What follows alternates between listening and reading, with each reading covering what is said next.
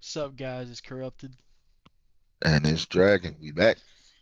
Yep, we back with the final episode of Fullmetal Alchemist Brotherhood. Y'all know what it is, man. It's Robin for the soul. Make sure y'all like, comment, subscribe, man. Appreciate everybody that's stopping and checking in with us, man. Get right Yeah, into it.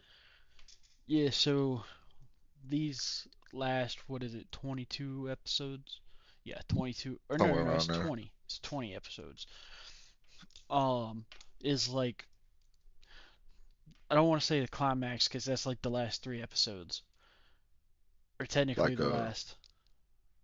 climate action coming together, you know what I'm saying? With like some what else kind of action would you call it? Like rising action, Yeah, it's like falling action with setting up just for the end, yeah, basically. yeah. It's a lot of setup for the end part. And so like the big thing that happens is besides obviously the climax in the last episode, it's getting ready for the fake coup, I guess is how you'd say it, and the promise day. Get ready where they fake the coup to be able to get all the what's it called people to find out everyone who's working with Hoosiers. Bradley in the upper what are they called? The upper ranks. That's the word I'm looking for. And we also get to see where Greed is like what's it called? He's remembering his previous life, like the one from the start of the show where he had, Right, the one that we saw originally. yeah, the original Greed. We get to see bits and pieces of him, which is kind of cool, especially like that little fight that he has Yeah. with Fuhrer Bradley. Yeah, that little Like, fight, which actually turns out to be like way important. And I wish that he would have like pulled, because I could tell later he didn't pull from it because he forgot he had two eyes later. But it makes sense why, because he was rejecting a lot of those men. Continue.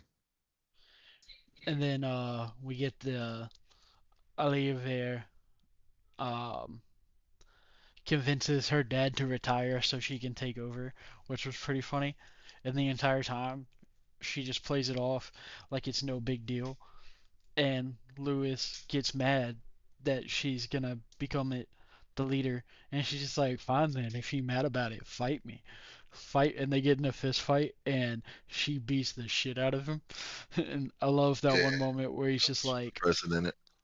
yeah, I love the moment where he's like, "Are you trying to kill me?" And she goes, "What? Whatever gave you that idea, brother? That's exactly what I'm trying to do." And the entire Let him reason know. that she did that was just so her family could get out. That way they couldn't be used as hostages. Like obviously she doesn't tell her brother that, but that's the entire reason that she does this in the first place. And then we get May gets convinced by Envy to be stupid. Like to be stupid and turn back around. But I guess Mustang needs his clap back, so it's okay. He needs his clap back. And then I love how Ed tricks Greed into doing his plan. Just like, how about we come work for you? And Greed's just like, you know what? That's a great idea. Y'all can join me. After he refuses to join their group, that always cracks me up every time. And it's just like, you know what? You're right. We need a good leader like Greed. And Greed's just like, see, I knew you'd come around. See, I knew it. And then what's his name? Is it Grummins? How you say his name? It's You talking hilarious. about The the general guy? Yeah, from the east. Yeah, Yeah, I love how that is cuz they like planned the whole thing with the north versus east exercise and mm-hmm. Fuhrer Bradley shows up to watch it and the whole thing Grumman's just planned to blow up his train the entire time. Oh, it was a big old setup. Yeah. Yeah, they was doing a And lot of setups like that. yeah, it was like a bunch of what's the main four-dimensional hypercube chess being played. I think that's the meme. Right. Which cracks me because we see Grumman's entire plan was to be like, if the Fuhrer survives, I can blame it all on them and get a promotion when I catch them, or if he doesn't survive, I can use it to become the Fuhrer myself. We see like Yep. all He these was trying to people say let have, the youngins do all the work. Let the youngins yeah, do all the work while he sit back and hold off. But at the same time, he can just once they take out fear, he can just step into the fray once they all do things. Yeah. That was yeah. crazy when he sit there and mentioned that because it was like, dang, like you playing your part like kind of too good here, but but he already kind of knew what the plan was too though at the same time. And then we get the my it's tied for my favorite fight in the series. Well, it's not the fight yet. It's like leading up to it because it's like 2 episodes later is the fight. But where Salim shows up wearing Mm, Alphonse, hmm That which junk was crazy, man. which sounds way more fucked up saying it like that than I intended it to, but Alphonse's armor, so They're it's not just that fucked wearing up. But Alphonse. yeah, shows up wearing somebody. That's crazy. But Yeah, well, all on his. but that fight or the lead up to it is crazy. Also, it's crazy how what's it called? Salim, when he doesn't have access to Pride's powers, like when there's no shadows, Salim's low key weak as fuck, dude. Hmm 'Cause, like it's just like a super durable kid, basically. It's probably like Basically, the at best way that to say point, it. But how like smart they are in the fight is really cool too. Like how Greed and dude. Even Ling constantly tag out. So whenever one of them has the advantage, like when Ling's Mhm. like, and I they can see started him. when they started like actually working in tandem instead of fighting against each other. Like they made a lot of situations just work advantage. And you talk about how they was fighting, dude. I was looking at that when because Greed himself, dude. Like I loved how he fights when it comes down to like just he has to know. It kind of reminds me a lot of One Piece and how he does it with Katakuri and how he anytime like because Celine was trying to take his head off like on the fly and he'll have to oh snap he come and they have to like heart kind of like the Titan hardening stuff they did in Attack on Titan but on a different kind of scale. But every time Greed was fighting, that's kind of the way he was fighting. And you talk about how they was tagging out because when they found out that Ling could kind of sense the homunculus, and it's like something that not just he could do, but Long Fawn and Fu, all of them could kind of do.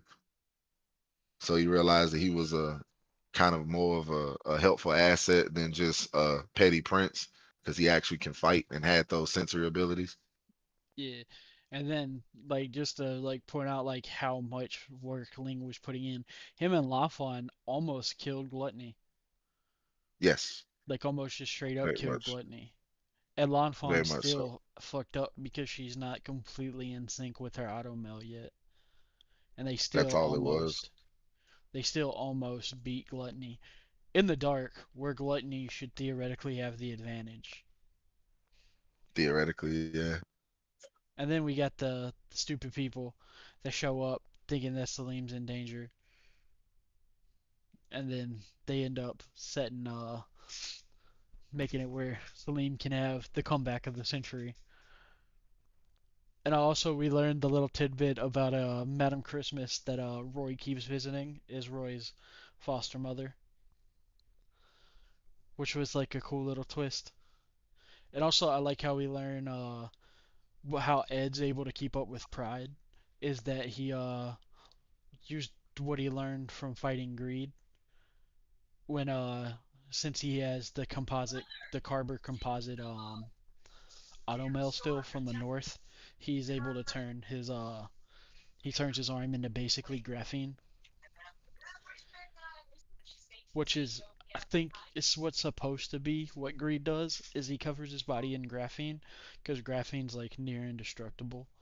It's like basically graphene is when carbon atoms are laid in such a way that they're only an atom thick and they stick together and they're like to puncture graphene it takes the weight of an elephant on the tip of a sharpened pencil. sheesh, It takes that much pressure.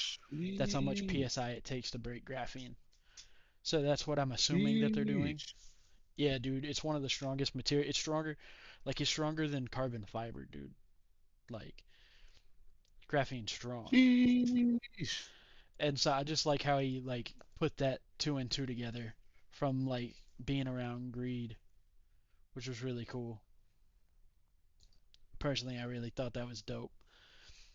And then we get the how smart Fu is when Fu shows up with the light bombs, the flash grenades and stuff to like fuck with Pride's ability to do stuff. Also, Pride's power is cool. Like the shadow manipulation. Like personally, I Yes. always Oh thought that no. was super dope. Next level.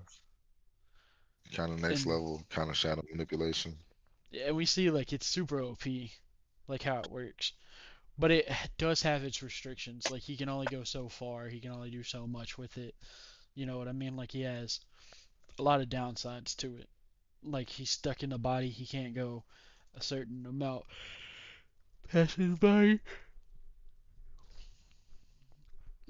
Sorry about that. Didn't mean to yawn that hard. And then we get the little bits and pieces where Salim and where Hohenheim traps Celine and Alphonse in the rubble or The in little the dome. ball. Yeah, The little kind of dome shit. Yeah. yeah. And then we see like that Alphonse thinks they got him checkmated, but little do they know that they don't have him checkmated. He's actually checkmated because Salim just grabs his helmet and just starts beating it with a stick, and it Yeah. turns Thinking he out that just he's playing with using it like Morse a code. kid. Yeah, but it turns out it's just Morse code, which obviously leads to horrific ends. Like we're Horrific gonna get the ends. 'Cause that's when Kimberly shows right back up yeah, Kimberly shows up because to of save that. him, which was really dope. Like we That get the whole fight, that whole Kimberly and fight. Salim. I love Yeah. that fight. Dude, that yeah, I was thinking that was the fight that I was waiting on for you because like man, when you talk about like choreography and like how they was doing it's like every time they would do something it's like Alphonse would come up and do some other stuff. They think it got him. They literally would choreograph the fight like that. You would think that they got him and he just does something else. Like when they slammed him, my favorite part of the fight was when they slammed him down, that big old cloud came up. Like, yeah, they got him. Nope, this man's riding on the freaking earth dragon and he done alchem he earth snake that he done conjured up an alchemy and coming right back around. And of course, the trump of the fight when he did the fake flash and then Salim knew that it was a flash bomb. He sliced. He's like decoy. And Oh, it and popped pops out up of the out the ground. ground. Yeah, like played you. And then we got the absolutely terrifying part is the Immortal Legion stuff. Yeah, The stuff I ain't that gonna lie. Central This sold this their soul series took for. a yeah. That Immortal Legion stuff pretty much like took the whole turn to tide of the anime and turned it straight dark. So they was like, oh, they not gonna do nothing to us, and well, shit, motherfuckers started eating them dudes. Yeah, they just They eat ain't care about everything. nothing.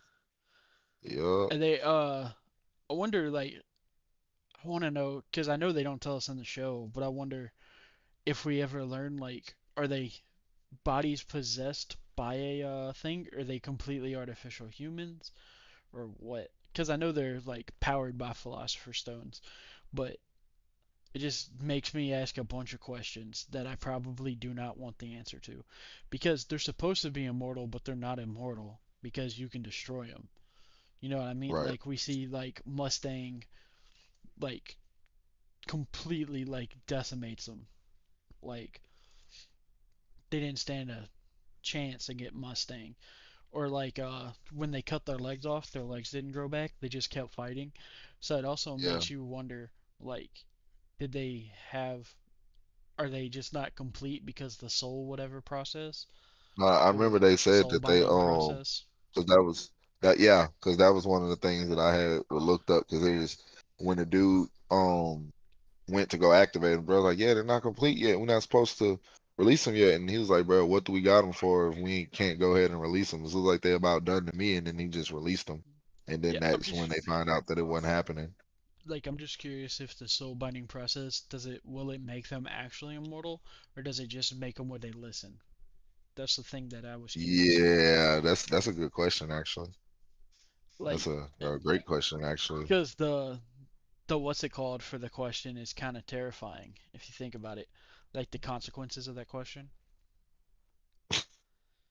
And then shortly after that, we get Envy breaking out of the jar and becoming even stronger than normal, than like Envy used to be, because he was able to.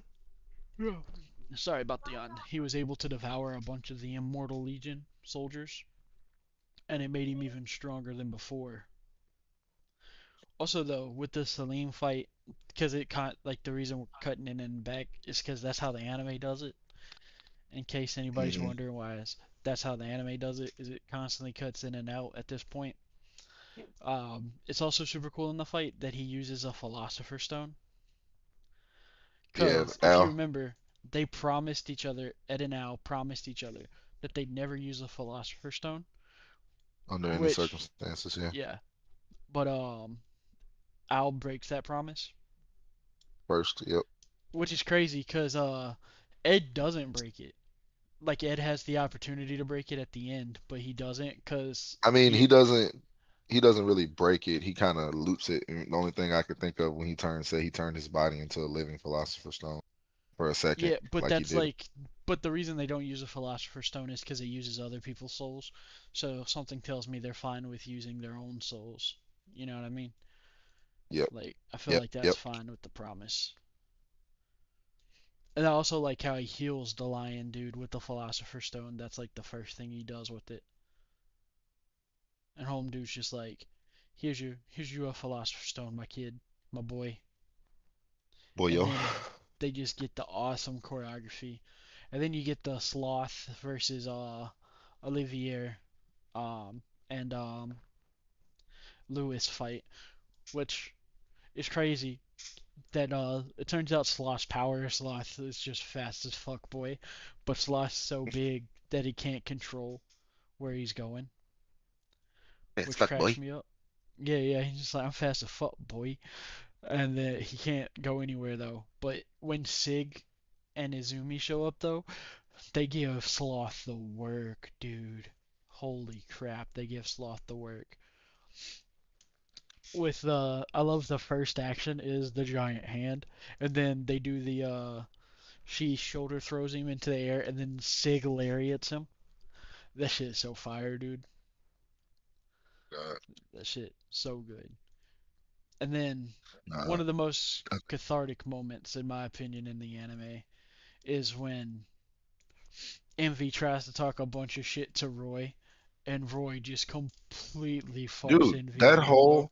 that entire like setup from start to finish was just like if we really broke that whole thing down, like it at first when they found out that Envy when Ed found out that Envy was jealous of humans, it just put the whole icing on the cake. But before that, started from the beginning, like everything Envy was saying up until that point was literally was getting off on the fact that um he started all the kind of little freaking feuds that was going on. To my Scar, why you not trying to kill them? Does what they did Ishval not matter? And he a state alchemist. Why you working with them? Oh, do y'all not care that he murdered the the girl and the command? Like you don't care about nothing. Like just feeding on the emotional hatred that all the seed sown was planted. Like literally, you didn't Scar ain't already know that you was that y'all was the ones that started everything. It's like just so ignorant, so like not even what's the word, willfully ignorant to like what actually had happened up until that point. That if you was paying like anybody who was like looking at the what leading up to that point was just kind of getting really mad. I can see it like from that point. But then of course Mustang, because it's my favorite part of this whole like pretty much show is when Mustang pretty much incinerates Envy. But even up until that point, like you see Envy turning into Hughes, which was the biggest freaking um, Fuck which is the you. biggest like yeah, the biggest FU to like the entire like whole thing Mustang was doing to this point. And you want to turn into um not just Hughes, you turned into who was that who else he turned into? 'Cause it wasn't Hughes first. He turned Gracia. into Gracia. That was before he ran off. And Yeah, you where he's come just back. like, how do you think he felt when his wife shot him? And you're just like, listen here, you little bitch. Yeah, like listen here, motherfucker. Like you really tree that you can't get back down from. You need to chill. You need to chill. But no, you see every part of the fight, he kept trying to get Mustang to hesitate. Oh, you ain't gonna do this. Oh, I'm gonna come this way. He ain't gonna do nothing. Oh, I'm gonna do this. You ain't gonna. Okay. And then you ran. Then you ran into Reza, turned into Mustang. Reza tricked you so good. Just told you a little lie to my man. When we alone, he called me by my first name. Oh, y'all that close? I lied. Pah, pah. Get out of here. Yeah, dude, I fucking love that. You fell for the trick. The oldest trick. And man, Also love when that she whole little goes, part. no, but thank you for biting anyways. that shit, Exactly. that shit was so good. Exactly. And then there's the whole thing when he's about to kill it, and then they're just like, nah, dude, I'm sorry, we can't let you do this. We can't let Yeah, you do this. they held Mustang back because they knew that if he would have went down that path of murder, he probably would have went and tried to go like would have did something else more rash, and it would have just pretty much just dominoed effect from that point. But it was crazy because at that same moment in time, when you look at how it ended up, Envy's victory would have been if Mustang would have finished the job. That would have been an Envy's victory because you see when they finally convince him not to, and then he Mustang says, "Yeah, I'm glad I got people around me that will prevent me from taking the extra step because I don't know what I would do." And then, literally, the same way that Envy started the fight was trying to play on the emotional feuds again in the last little moment, trying to do it again, and it just don't even sound the same. Like you compare that little speech to when the little bravado that Envy had when it first started, it's not even the same. And then to come right at the end of everything to do it as a last ditch effort to try to sow a last little few like Mustang didn't just incinerate you, and the only reason you still living because they just had to pull Buddy off you because you really was finna die if you look at it. But you want to play on this again, and then Edward just come straight in with it. Yeah, you know you're jealous and human.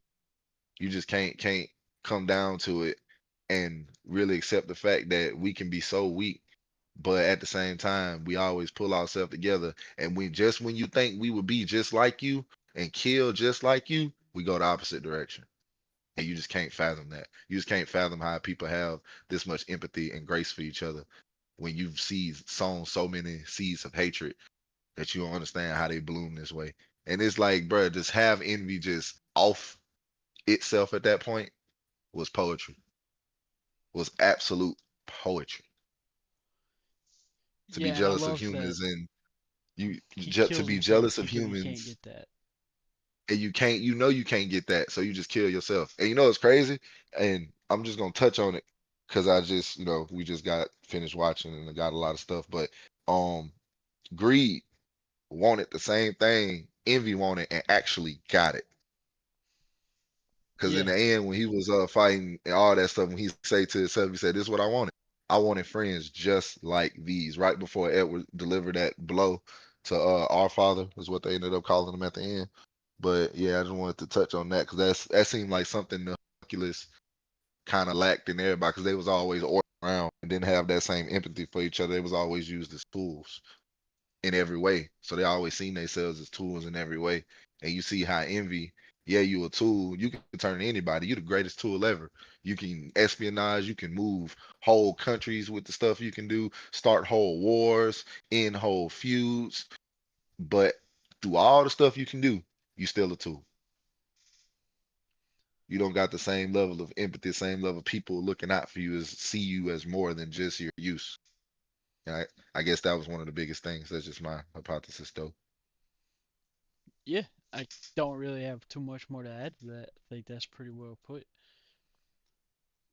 But Yeah, and man. then I'm telling you, in Envy's case, at least.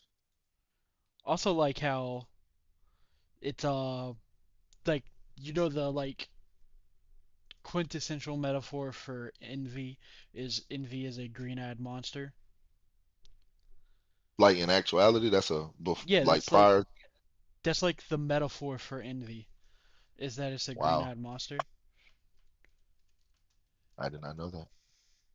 Yeah, it's like I don't remember. It's an idiom that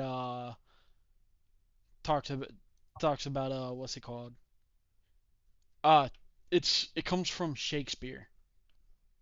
I did not know it came from Shakespeare, but I like that envy is a green monster that's made up of mostly eyes. Like the eyes are its biggest feature, Right. so it's pretty close to that. And then it's got a gaping mouth to try to eat stuff with that like tries to You devour see, other people. the greatest thing I liked about it is that his the true form was always hidden, and the true form was masked. It never was exactly what it always seemed because they always turned up. Like, of course, when we first saw the big green-eyed monster, everyone, it's the true form until the motherfucker got defeated, and then you saw it's really still a green-eyed monster, but not a big green-eyed Well, it's not a monster. green-eyed monster. It's a green monster with huge eyes. Because like green-eyed, it's talking about like the eyes of the monster are green. Oh When yeah, I see what you're saying. talking about green, I see where my flaws were. yeah, yeah, yeah.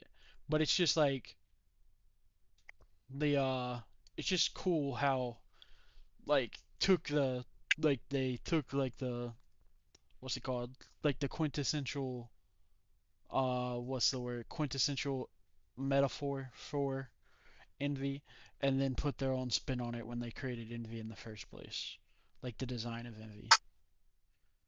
I personally just think Yeah, it's cool. yeah.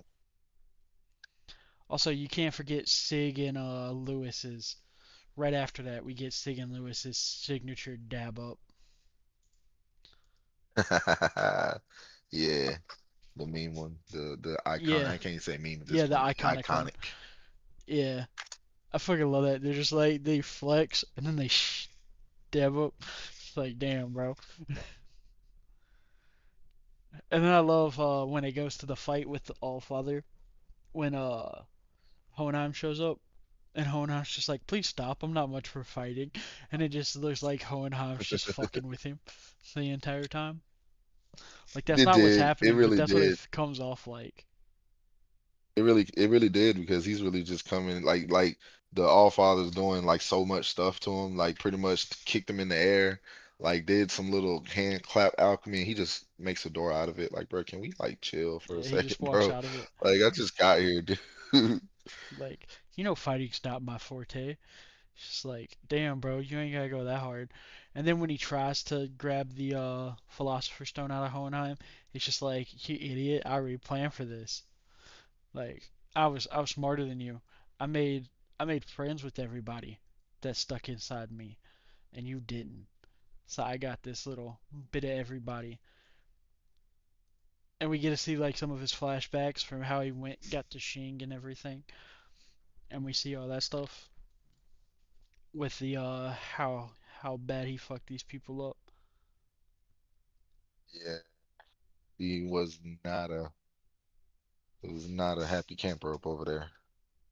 But it's crazy that he started off from over there because you see that's where a lot of the additives to the stuff we already knew about alchemy come into play. And it's crazy that he actually started over there. So it now kind of all makes sense, kind of like a full circle. While we needed Scar and May and I guess you can say Shao Mei too, and it really don't matter. But well, really Long Fan and Ling and all them, what part they played a bigger part because of course it feel like that's where a lot of the alchemy and stuff like started for the stuff they wanted to do. Even when it Yeah. came back down to the Scar's brother, when they dropped that he originally knew about the worldwide circle and did research on it before it actually came into play. Yeah, and we see the Ishvalins that Scar recruited, like going around Amestris, and you're just like, what the fuck are they doing? But they're really setting up the alchemy circle or the reverse alchemy Yep. circle. That way they can clap back Counter. whenever the actual alchemy circle goes up. When Father tries to consume God. And another thing that's really cool in the thing that's tied for my favorite fight in the show is the Ling versus King Bradley fight. It's Yes. not just how it looks, but like what it represents. because if you think about it, it represents a bunch of different points, but the big points that I like is like Wrath is supposed to be like we see how the fight starts. It's a dude that beat like 30 men. They had guns. He had a sword. He blew up a tank and he killed even more men. And then Ling and Greed fight him. And then like Fu and Buccaneer and everyone like join in throughout the fight. And eventually Lan Fan. But I just like the thematic like parts of it. Because if you think about it, it's like Ling and Greed are like constantly tagging out during the fight, and you could think about it as like they got stronger when they like there's two different individuals, but they got stronger when they like used what each other were good at, like using Greed's power to increase the strength of the body, but then Ling's the better fighter, so like they're like weave in and out with each other, and it's just like if you think about it, it's like Ling, it's like a metaphor for Ling overcoming the greed that he had. Because remember, the whole thing was he did it for a greedy purpose of becoming the leader of a country. Like that's why he got him in the first place, was to become Emperor Shing. So like he did it for a greedy reason. But as he goes on, you can see he's not as obsessed with doing that anymore. And then with greed doing it, he like lets himself be more human. And it's sort of like we get later on, because it's actually a line from Ling that Ling says they like rub off on each other, and it's just cool. That's the first time that you really see it, where it's not one of them trying to overpower the other. Like you see, like he just like tag out or we're gonna die in the gluttony fight, but that's not what it is here in this part with the Bradley fight. It's they trust each other to do it. It's not just we gotta do it so we don't die. It's like it's more of a doing it because I trust you're able to do what you need to do, instead of just please don't get us killed, which I just find thematically is really cool. And then when Buccaneer and Fu try to work in it too, because Wrath's like unstoppable, as we see, like Wrath's like completely unstoppable. He's like a one-man army. The whole thing with like Buccaneer, he gets stabbed in the stomach, and then later on uses Fu as a shield to stab Bradley back in the stomach. Stuff like that. You can see it as like they don't like a group of people coming together to overcome the wrath of a empire, because Amestris is kind of an empire when you think about it, because like it conquered like Ishvala and stuff, but they don't call it an Yeah, empire, pretty but it's much. basically an empire. But it's basically a group of people coming together to overcome the wrath of the establishment, like trying to come down and crush them. Sure, some of them die, but they're able to deal a mortal wound to it, like when Buccaneer stabs him in the stomach, or when Fu like gets recognized by Bradley for being such a strong warrior. And I just think that's really cool, like way that they're showing it with those interactions. And it doesn't feel like, also none of it feels forced. It all just feels completely organic. And also the fight Yeah, that's scene what we looks touched dope. on last time. We Also touched the on fight that scene last looks time, when is he's just how like you're trying to stay in my really blind side, and then he that was takes like the crazy. That was the blindfold part I off. was talking about earlier. That was the part I was talking about earlier because I thought he would have studied his memories a little bit more and realized that uh Wrath had two eyes when they fought earlier. But again, it seems like What you understand why they was kind of hurting. well like what's it called? The I think at that moment where he's trying to stay in his blind sight, I thought that was Ling that made the comment, if I remember correctly, and not Greed. That's probably what it was. That's probably what it was. I'm gonna double That would check make all the now. sense. That would make all the sense. No, no, no. It is Greed. No, no, no. Remember the whole thing is, um, it's because the reason that he stays in the blind side is because that's how Ling was able to fight him off. Because remember, he doesn't have all of his memories back from how he died. He like gets them back during this fight from how the Yeah. previous Greed died, like when he got beat. But I just that's so cold how he's just like, I have no blind spots, and he just takes it off and throws it up in the air. And then we get the knife fight. Yeah. You figure Greed would be way stronger than he is with how broken his ability is. You would think, wouldn't you?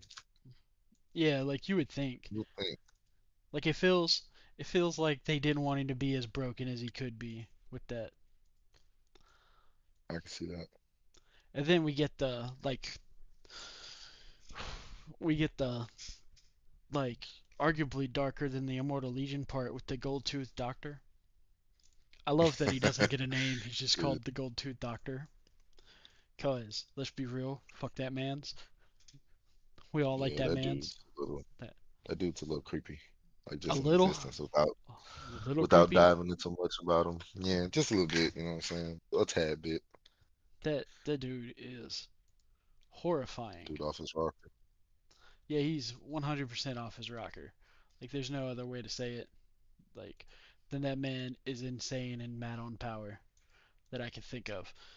And then he summons all the failed experiments, like the 11 before Fury Bradley. He like just like, yep, here's these guys, fight them, have fun. Which is like, what the fuck, dog? That's so he's just using basically like 60-year-old. What's it called? Because if you think if they're all the same age as Bradley, they'd be in their 60s. So they're just Yeah. superhuman 60-year-olds, which is kind of crazy. And then they get the forcing Mustang to do the human transmutation. 'Kay, at first they're just like, well, first we get the they think they beat Bradley first by shooting him in the arm. They think they beat Bradley, and then we get the really cool moment where Ling gets like to use Greed's full power, and you see like he just absolutely tears through all the soldiers in like a couple of seconds. Like he just completely destroys all the soldiers, completely. But that is so dark when they make Mustang perform. Like at first they're just like, we're gonna slice Frieza's Hawkeye's throat open, and Frieza's just like, don't you dare fucking do it. If I come back, I will kill you if you perform human transmutation. And they realize that like he'd rather that happen than perform transmutation, even though he really doesn't want her to die. And so instead, they just straight up fucking force him. They like pin him down, pride and wrath, pin him down, and force him to go through with it, which is super dark, especially when we see what happens afterwards, because it turns Goldtooth. We never know who he turns Goldtooth into with it, but the implication is that it could be Maze, like an attempt to get Yeah. Maze. I was wondering that who he was turned him into. They was definitely never said it. Yeah. Also, I love the thing where Alphonse picks to save everybody rather than getting his body back. Like when he's Dude, confronted I with the thing that he wants the most more than anything, and then literally the ability to make sure everybody else makes it through. Because he says like, my body's too weak to have this fight. I'll be back for you, I promise. Like that shit, dude, bro. I know I'm saying dude and bro a lot, but that's some heavy stuff. How they do that, that's so heavy. Because you got to remember, he's like 14 year old. He's 14 years old when he makes that decision, exactly. if I And remember he could have correctly. like, I'm pretty and sure he he's could have 14. literally, he literally could have. He had the option to go back into his body himself. Like he did what he did at the end part when he went into after when he did the transmutation again, give Ed his arm back. But he could have did like if he would have gotten in his body right then and there, he would have been able to do exactly what he did, which was save everybody. And even I thought it was cool that his body. and his soul kind of was, even though they were separated, they still were kind of in the same light, you know? Because as soon Yeah, as he tells him, "Hey, I have to go back and save everybody. There's nothing that I could do." And after he goes back, he said, "There's nothing that I would expect less of my soul, my yeah. I brave love that soul." he's like proud of himself for choosing that. Imagine that too. Break that down, you know what I'm saying? Like imagine you yourself, because we in ourself and our own souls is kind of, we really don't know our true selves in the grand scheme of things. Imagine seeing your soul outside of your body and your true self in its essence wants to go help everybody. Because that's you can see yourself wanting to go help everybody. And like to disagree at that point would almost be kind of blasphemy, but to see it give like such a reassurance. I mean, how else would you react if you see the essence of yourself be personified and that's the way that you are acting and Yeah, there's doing really exactly what you ever would have nothing thought that you would did? but to be proud. You know what I mean? Yeah, Like, there's not you really know it. anything else to be. And then after that, we get Scar versus injured Bradley fight. And then I love Which was Scar still shows. crazy. Yeah, I love we see Scar's trump card is that he finished his brother's tattoo, Yep. which was a good little thing. Yeah. Sorry, I can't help the yawning. I'm sorry. I apologize. And then the whole time, like since they went over the notes, it's implied that he's had the ability to use alchemy. He just didn't want to use it. And then it cuts to what's it called? The It cuts to Roy Mustang showing up, and Ed's just like, "What did you lose? What did you lose?" And Mustang's just like, "I don't get how you can take what's it called? What's he say? What's the exact word? How you can tell what's wrong with me in when it's so dark." And he's just like, "What?" And then you find out that the truth took his ability to see, and then Exactly. Father points out how cruel it is that that's what it took, because it took something.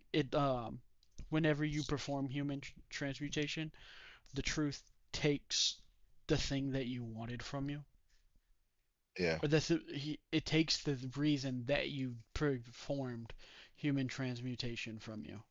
So in like Ed's case, it took his brother since he wanted another member of his family, and then to save his brother, he had to give up part of himself. And then Izumi, she wanted her child to survive, or wanted her child back, So she so lost the the truth ability to took have her kids ability. again. Yeah, it basically gave her like a magic hysterectomy. And then Hohenheim just wanted to be free, so he became shackled to father, even though like Hohenheim was tricked into it. Like, but it's still like Hmm. what's it called? Roy didn't pick to do. He Roy was didn't get a forced into chance it to also. choose. Yeah, truth doesn't care. And then it was the reason that uh what's it called? Roy loses his eyesight because it's his vision for the future of the country which made him fight against father. So that's what truth took away his ability to see the future that he wants, which is hella Yep. fucked up. Like the truth is Yo, it's hella hella fucked fucked up, up. dude. Like truth is like one of the biggest Truth got a assholes sense of ever. humor. Like I don't know if we call that a sense of humor. It's fucked up. That's what I call it. It's like I don't know what else to say. And then we get the Heed's God moment, which was hilarious to me, where he's just like, "I have become God, devourer of God," and Hohenheim's just like, "What are you, stupid? I planned for this already. I got you, like hook, line, and sinker. You fell for it." And it's just like, what? And I also love the shape of the of Hohenheim's transmutation circle is really cool because it's the eternal lotus is what's on the center of his Looking what's it it called? now. Yeah, like here I'll show it all. I'll put it on screen real quick. Give me one sec. It's just something that I think is really cool. Okay, where's it at? See, it's the picture of the eternal lotus, Yeah, I see it. I see it. I see it. and the eternal lotus.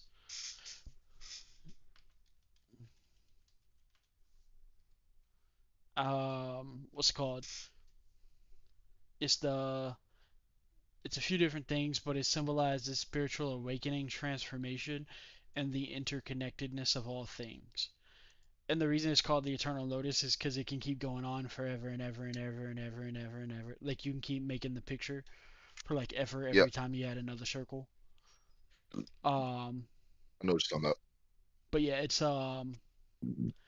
it's really cool because it in Eastern philosophy, so like Chinese philosophy and stuff like that, it's it's recognized as a symbol of purity and enlightenment in Eastern philosophy, and it also represents the ability to rise above challenging circumstances, achieve spiritual transcendence, much like the flower's ability to bloom in murky water.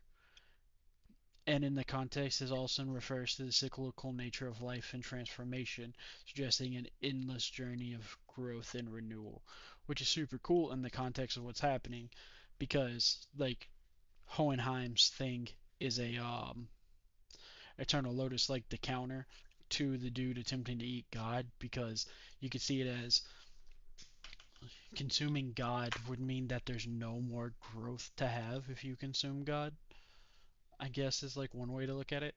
And his symbol, or the symbol for his circle, is basically saying you can't consume God because it says that there's no, once you consume God, it implies that there's no longer room for growth. And that's why it's the counter to that, because it's basically saying you don't grow if you eat God.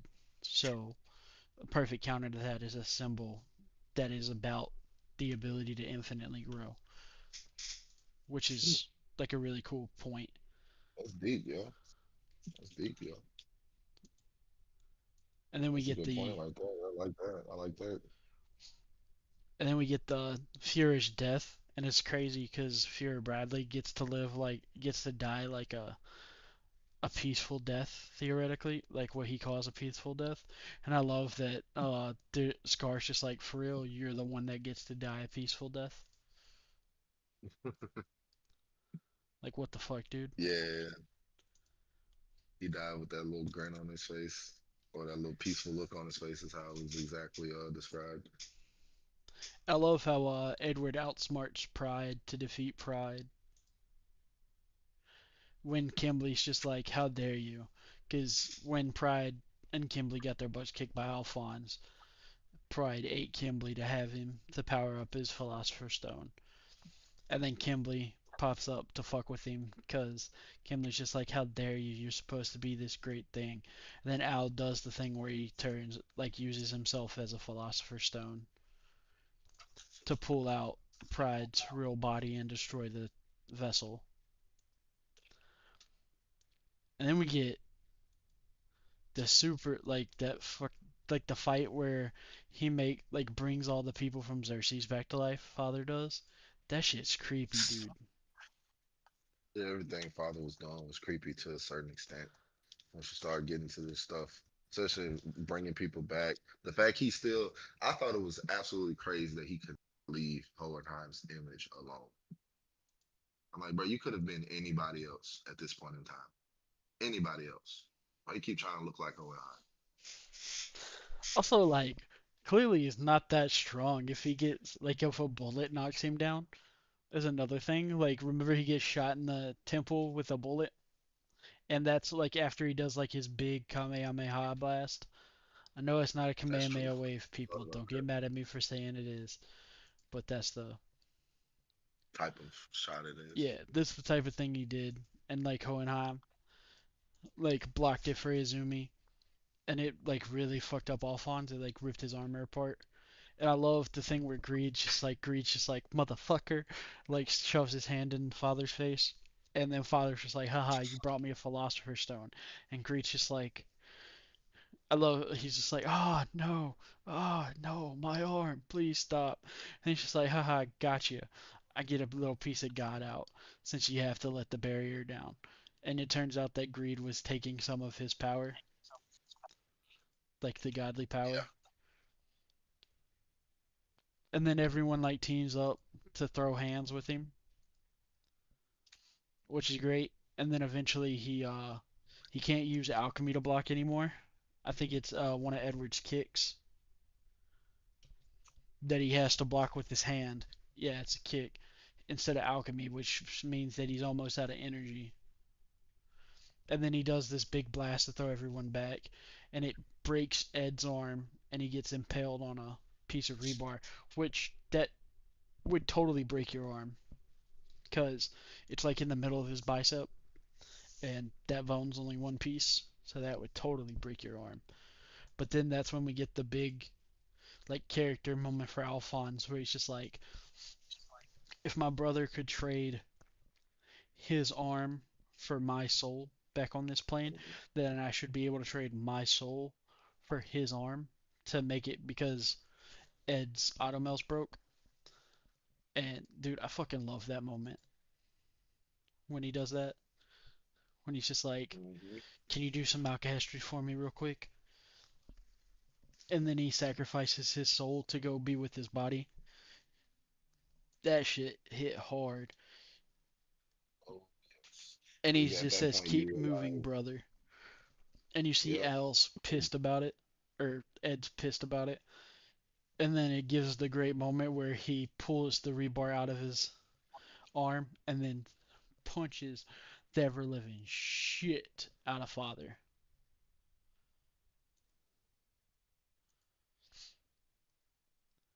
And then the truth is just like, well, I guess I got to give it back to him. That was a good deal. I can't lie. That was pretty smart. I'll give it back. Here you go. Which is really cool. And then he beats the fuck out of Father though. When he gets his arm back, he beats the fuck out that man, dude. Like he like cuts off part of his face with a spear. He punches him in the face, and it's just like, why didn't you learn to fight in the 500 years that you've been hiding, building a mistress? Like all he had to do was learn to fight, and then everything would be like game set match. Like Ed wouldn't have stood a chance. And then we get the greed pulls like big brain when he tries to rip out the philosopher's stone and Ling, and they're just like Ling doesn't let greed go, and greed's just like can't let you come with me, and he's just like, you know what? You make a good point, Ling. I wanted to be king of the world, but maybe emperor of a country's not that bad. Ling's just like, hell yeah, bro, and then greed punches him in the face so that Father can absorb him. But the entire reason he did it was that he could activate Ultimate Shield, the opposite of Ultimate Shield, inside of Father to turn Father's skin to carbon, or his body, not just his skin, to carbon, to basically coal. And then he kills Greed by biting his head off. Father kills Greed by fighting his head off. But we see Greed got what he wanted the entire time. And then Edward punches the Philosopher's Stone out of Father, which is crazy. And I love when the homunculus is talking to God. It's like, what the fuck? What? Why'd you fuck me over, God? Why didn't you help me? And he's just like, because you didn't believe in yourself, dude. Like, you stole your power for others. You rejected your human side. And you chose to want my power. Like, the fuck's wrong with you? And he's just like, you know what? I'm gonna send you into the hell you deserve. They don't tell you what that hell is, but he said so. I think it's supposed to be nothing. Like, he's getting turned into nothingness again, is what I assume it's supposed to be, but I'm not sure. That would make And then, sense. like, because since he wanted to be something so bad, like, if he becomes nothingness, then he becomes the opposite of what he wanted to be, so it would be like the worst thing possible for him. At least that's what I assume it is. And then we got the Hohenheim attempting to talk Ed into using his Philosopher's Stone to bring Al back, and I kind of like the idea of that. from a thematic standpoint because of what it could represent. Because you could see Hohenheim's attempted sacrifice as a metaphor for the past and part of the present, sacrificing that for the betterment of everybody in the future.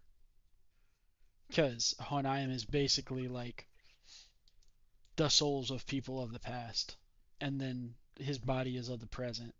So if his life gets sacrificed to bring Al back, it would be sacrificing that group of souls and that body for the future of like humanity being the next generation because it's literally his son, which is the generation after him. Like his next generation would be his son. But obviously Ed doesn't let him do that. But it's still like a cool idea thematically.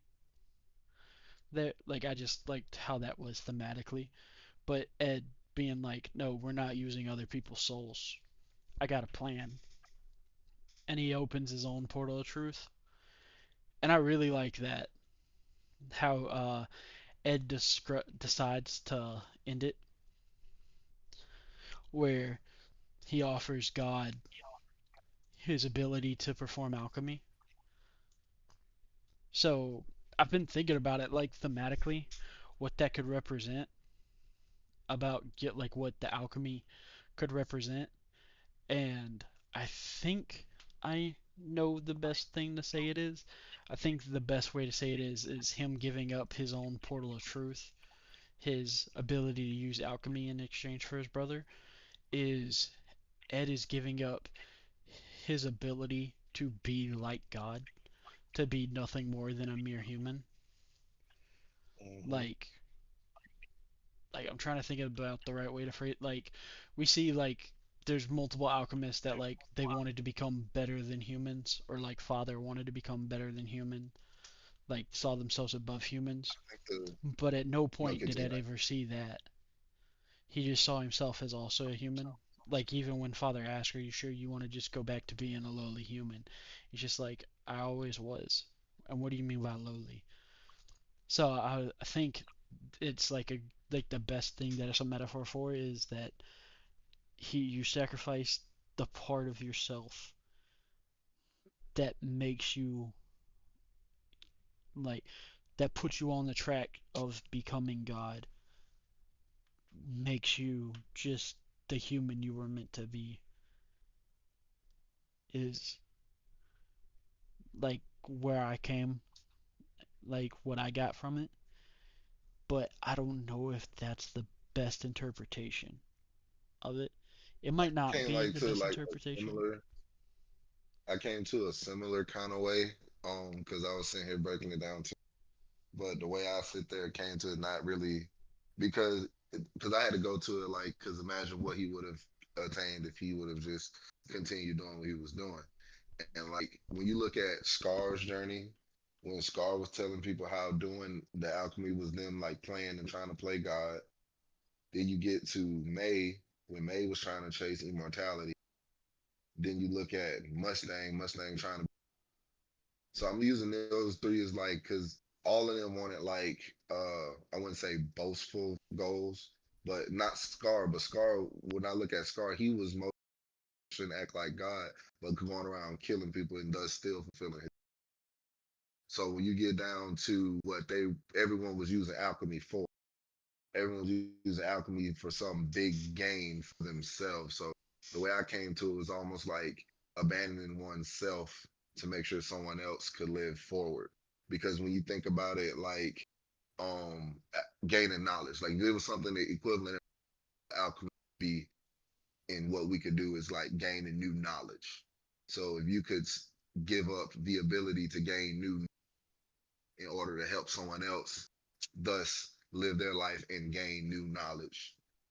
That's kind of not really, but kind of the same way I was kind of going about it. Like it was more so like he gave up because Edward's always been better at alchemy. He's always been better at it. That's the whole reason at the end he didn't do what he did himself, which was instead of human transmuting, I think he knew if he got Ed back his arm, he could do what he needed to do to save everyone. It was almost like a inherited trust. So in that same breath, once he gave him back his arm, it was almost inevitable because he was the alchemist. Oh, what he was doing. As soon as he gave him that, oh, get away. Oh, come here. Put all this on you. Pow. Now I'm in your face. Pow. And then literally knew exactly what to do from that point. So he got to the point, Al got Edward to the point to where he could finish the job. Once our father was out of the way, now it's get the bodies back. Because as you can see through this point, they've had multiple opportunities to get their body back. Just like Al said, I can't get my body back and give my soul back now, as I still have to save everyone. He did that by making sure and setting everything up for Ed to do what he needed to do. Now they do what they literally did everything in the show for to this point was to get their bodies back because they didn't come. They left. They came into Central into Amestris and all knowing absolutely nothing about anything and left knowing absolutely everything about everything. And at the point in which that it was they're getting their body back was literally a piece of the puzzle. But it's to give up like I started everything, like literally everybody was had these goals for themselves. This was the first time we see um somebody really giving up something for the explicit and only benefit of somebody else in the whole show. I can see that one. I think I think that's why I can stop the whole monologue. But because literally I could go so far as Izumi and something else, but at the same time, them wanting kids. Yeah, I can Um, see that one. Yeah, I that's should. the There's only other so one many different I think interpret like ways to interpret it, it is. It is. But I know for which is sure because the interesting. way alchemy was set up in the world, alchemy was pretty much everything to everybody. Nobody in their Yeah, it's alchemy, like it it's was like the still ultimate expected to power be in the there. world. Yeah, it's almost like giving up. They would probably gave up breathing before they gave up their right to do alchemy. The way the world was A set up, bunch of and the people way the story probably. set it up to that. The way the story set up that even to that point, even go so far as to you saw how Mustang had really dwindled when he just lost his sight. You see how he went from pretty much top rate flame alchemist, you know, martyr of freaking murder or freaking harbinger of chaos to now he's having to get coordinated like a cannon of where to shoot and what to do, which, he may do what he had, but at the same time, that's not the same Mustang we've come to know and get used to this whole story. So imagine so like I say, people probably gave up their breathing before they gave up their alchemy, and let alone do it for a reason, help someone else. Because like if there was anyone else could did anything else and gave up anything to get anything that wasn't a human or know anything or go to the scale that our father and them was going. Nobody was doing stuff like that. Here is Ed just trying to help his brother get his soul out of there, just correct his wrong, and he gave up the one thing that kind of started pretty much all of it, which was his alchemy. His love of alchemy, wanting to get his mother back, started all of that, and now he's giving up the one thing in order to bring his brother back to life, back to the real world. He's really not dead, but technically he was. Yeah, he was bringing back to the real world. I'm just gonna leave it at that. I don't want to get technical, And then but yeah, Hohenheim's death right after that was sad as fuck. yeah, yeah. Like he finally. That's another thing that like ties into that is like the entire time that the story's going on, the reason Hohenheim's not there is because he's trying to find out how to die. Because he wants to die with his wife, right? Like that's his thing. Like he doesn't want to bury his wife. So in that pursuit, he ends up losing his wife. Like his wife ends up dying early. His kids don't love him. Well, they like, you know what I mean. Like his kids don't like him because he wasn't there for them when he was They supposed to don't be. favor him. Yeah.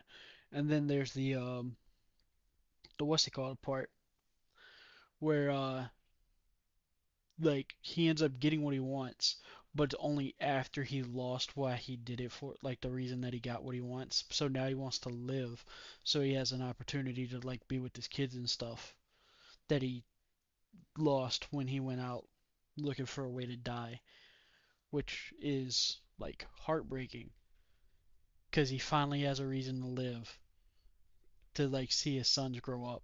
But since he threw it away earlier, trying to die, he doesn't get to do it. And he's like comes to that conclusion when he's on his deathbed, basically, when he's about to die, which is Yeah, poetry. pretty rough. It's pretty rough. But at least Definitely. he also figured out like what he wanted. like he Well, he like he kind of find got what it he took wanted. him long enough. And then the last bit of everything is just the what's it called? The what's it called after the climax of a story? All action resolution.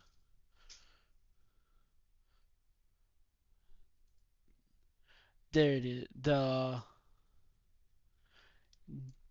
denouement. I was trying to remember what that. Um, Denouement. yeah. So it's the thing in between the resolution and the falling action. It's the where Ah, they tie up the loose ends. So like the first half of the last episode is like tying up the loose ends, like talking about like how Roy's come to terms with being blind and how he's learning a bunch of Ishvalan customs so that he can help Ishval get back on his feet. And then there's the what's it called? Knox is like, well, I got a philosopher's stone. We could probably fix your eyes. And he's just like, well, before we try to fix our eyes, I know somebody that needs it more than me. And it shows Havoc's general store, which is a nice touch that that's the person he thought about first when offered. And then we get the Miles is getting a promotion to being in charge of helping rebuild Ishval, and he asks Scar as a Ishvalan to help him. And then we get the brothers walking back to home, but they don't go to their old burned down house. They go to Winry's home. And you learn that Al kind of has a crush on May. And then we see Ling and May. They're half siblings, but since they're from different clans, they don't really fuck with each other. But Ling's just like, if I can become friends with the homunculus, I'm sure I can become friends with you, with another clan, which was pretty cool. And then he has the thing of that the line, how's it go?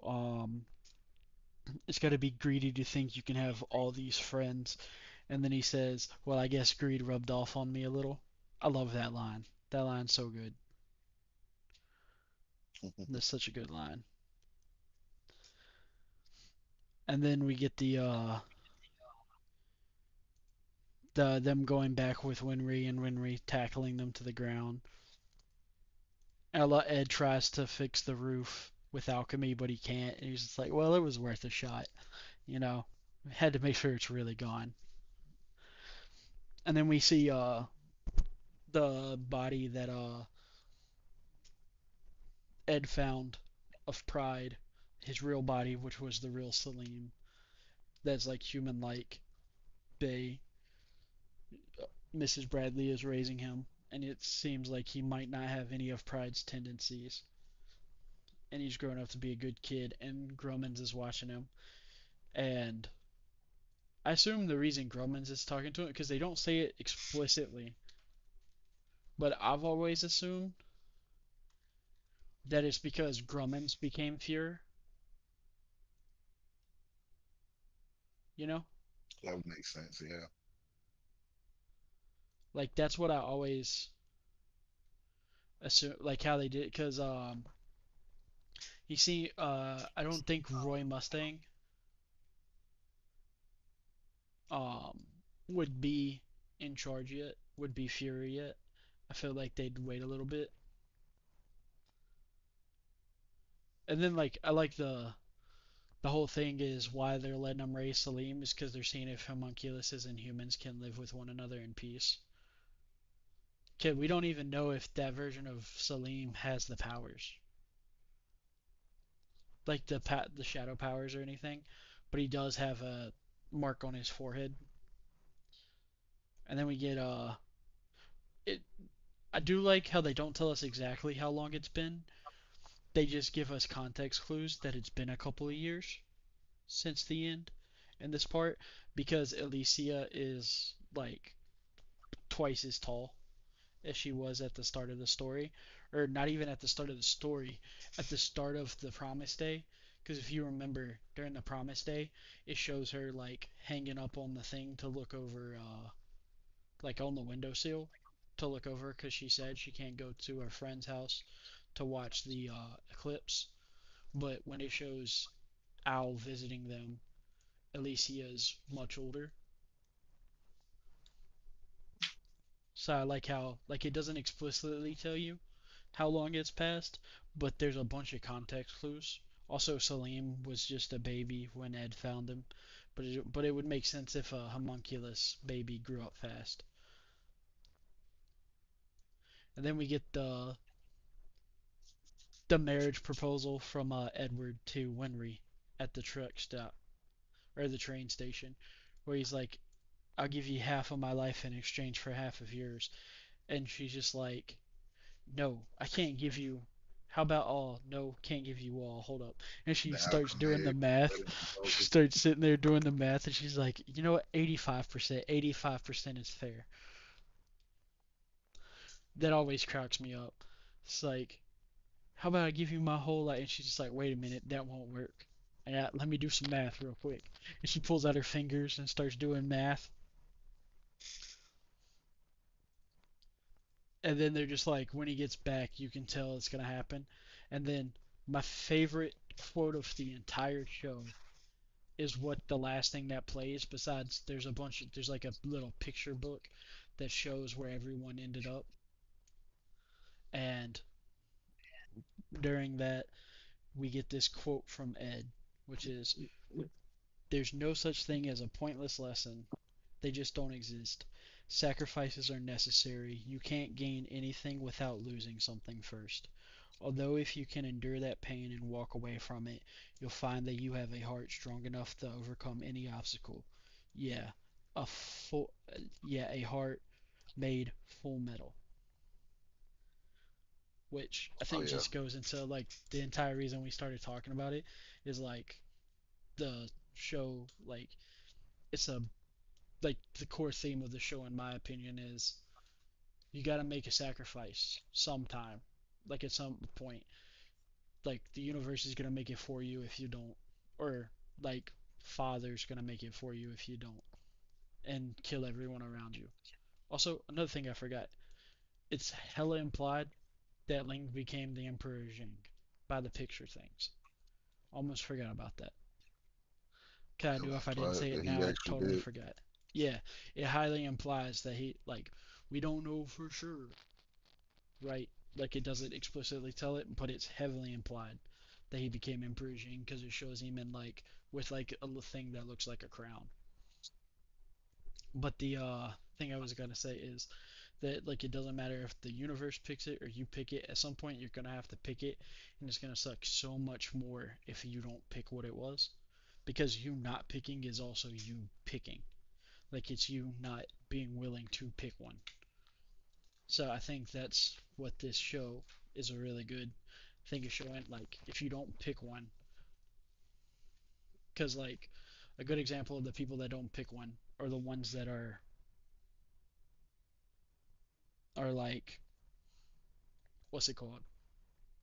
The people that's not in the main cast, like like the officers that we meet throughout it, like I guess like Edison and Raven and stuff like them. Like they're the ones that had the universe picked for them, and we see how that turned out. And Yeah, very bad actually. yeah, It didn't just turn out bad for them, it turned out terrible for everybody. But that's how I like to, or that's why I think the show's important to watch, even if you're like, don't think you'd be into it, because it's technically like got magic, if you think about it. But yeah, that's how I think Full Metal makes you better. Such a good But show. top tier. Yeah, Watch it, please. like it's not in my top 5, but it's in the top 3 best, if that makes sense. Yeah. Like just as a show, I think it is one of the best. It's like in the top 3 best animes ever. Like it might not be in my top 5 favorite, but it's definitely in the top 3 best of all time. I don't know what I would put in the top 3 besides like Hunter x Hunter. I don't know what the other one would be. That's something I need to come up with an answer for. I don't know what the I don't know what the other one would be. Hmm. That's a that's a that's a question I'm gonna have to like sit down and think about for a while. But it's inarguably that it's a fire anime, and everyone that has been thinking about watching it should watch it. Just because it's so much That's better a fact. than what it sounds. Hell, it even has a 9.1 on IMDb, and IMDb doesn't like giving good ratings to anime. So that should tell you how good it is. So yeah, but I think that's it for today. All I had to talk about. Was there anything else that you want to talk about, Dragon? All the high points here, buddy. But we definitely hit them all, man. I want to hit, of course, as always, if we missed any, y'all can hit us in the comments, hit us in Discord if y'all already over there. We'll definitely get on some more conversations about it. Might be something we missed, might be a whole different perspective you had that you could add to it. Probably change our perspective. Won't know unless you comment. Yeah. So thanks again for everyone for stopping by. We appreciate y'all a ton. I hope y'all have a good rest of y'all's weekend and a good week, and we'll be back next week with a new episode. So be sure to like, comment, subscribe, All and that. everyone have a good one. Deuces, Yeah, everybody. yeah. Those two.